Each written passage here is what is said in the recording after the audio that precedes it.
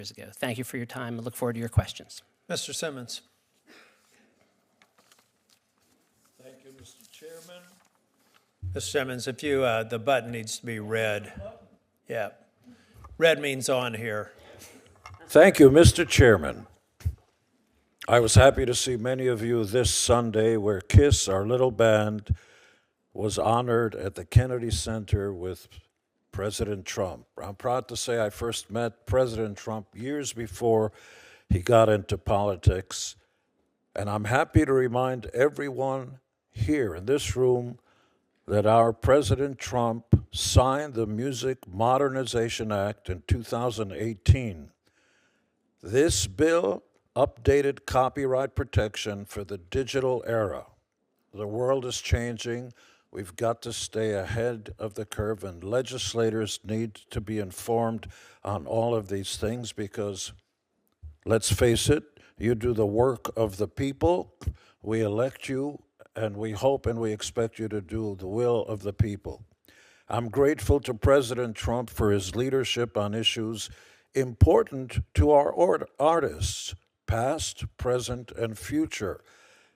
I'm here to kindly ask all of you, both Republicans and Democrats, to help us remedy a situation, an injustice, let's call it for what it is, an injustice that's been ongoing for many, many decades. I'm going to tell you what I mean. Bing Crosby recorded perhaps one of the biggest songs of all time, White Christmas. What's more American than that? Written by Irving Berlin. It's been on radio, AM and FM, later FM, and originally in AM, millions of times. Every Christmas, we and around the world are listening to I'm Dreaming of a White Christmas. That's America's song. Everyone received money. The radio station sold advertising. The plumber who fixed the plumbing got paid. Everybody, the disc jockey got paid. The only person that was never paid for the airplay was Bing Crosby, which is astonishing. And I want to talk about why this is called the American Music, you got to stop there, American Music Fairness Act. Yes, it's an act that's fair because there isn't fairness ongoing right now, but it's American music, America. Last time I checked, Zimbabwe gave the world no music. I can't sing you a French song and nobody else. It's America's music that rules this planet. Elvis, baby, the king. Elvis, who sang hundreds and hundreds of songs, and I met the gentleman when he was alive, and sadly, Elvis never got a penny for all the times, all the millions of times that his music was played around the world. If you go to Africa, you ain't nothing but you hear that music. That is our emissary. That's bigger and cooler and better than any foreign minister that goes on. American culture spreads with our music, with our pop culture. Elvis never got a penny. You know who got all the money? And this is not to demonize Mr. Hinton, who's a powerful and attractive man. He came over and tried to dissuade me, which is a big word like gymnasium, but I'm a big fan of his. And more power to him. He works hard, and he's got 4 radio stations. God bless America. I hope you have 400.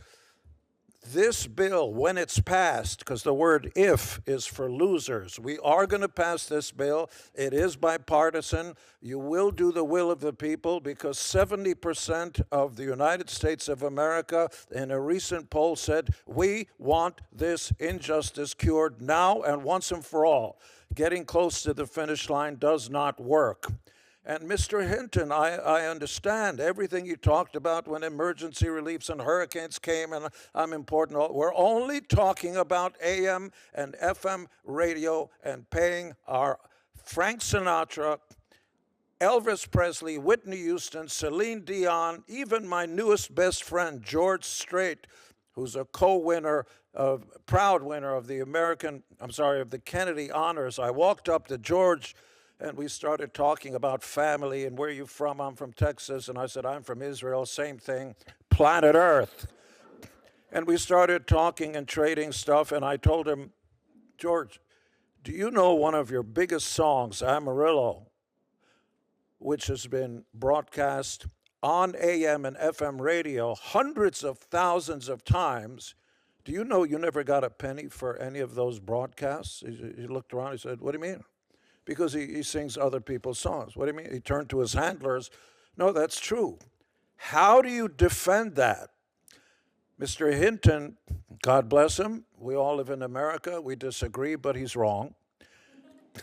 He said that the four radio stations, I beg your pardon, may have some financial issues ad infinitum, ad nauseum. Three of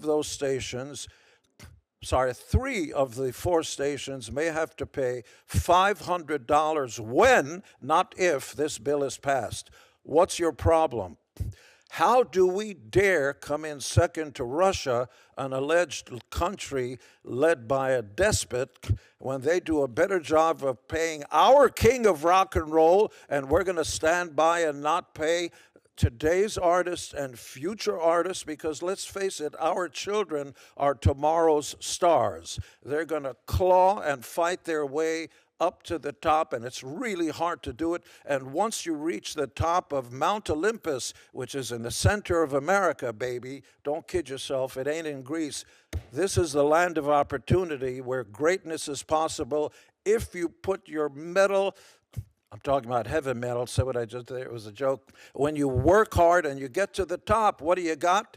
Zipperoonie. That's not the American way. If you are against this bill, you are un-American.